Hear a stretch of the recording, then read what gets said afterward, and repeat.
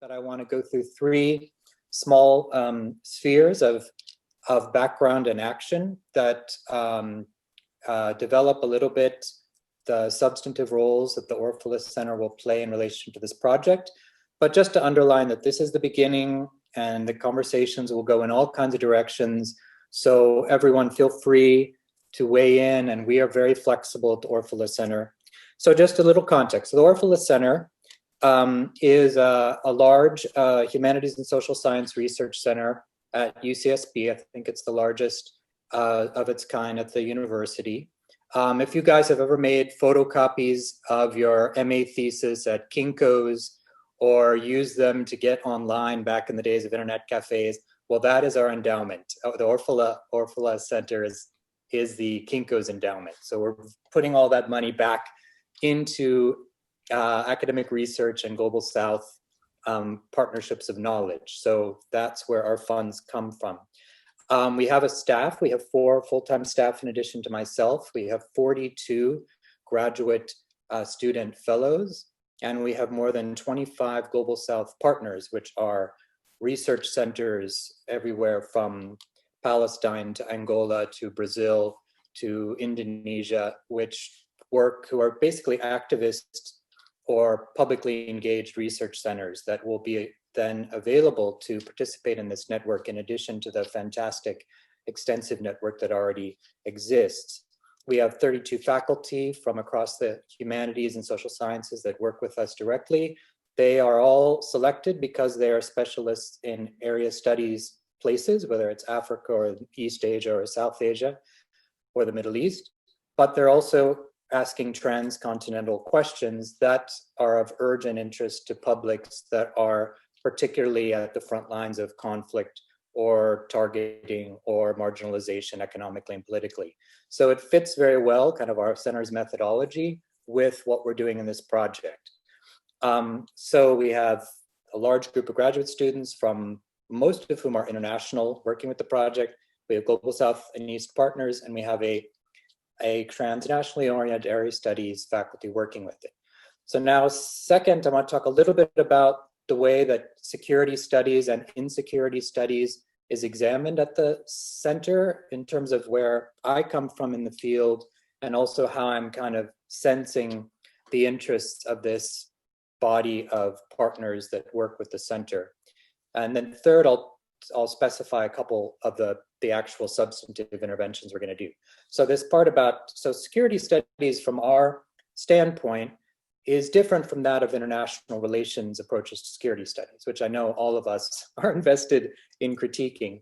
But our center and its members often come from other completely different conversations, but that are immediately relevant. They come from cultural studies, critiques of the prison and carceral state, from the Stuart Hall tradition of looking at criminalization to the abolitionist traditions of looking at the carceral and the police state, to decolonial perspectives on counterinsurgency and imprisonment in the Fanonian or in the Caribbean transcontinental resistance tradition.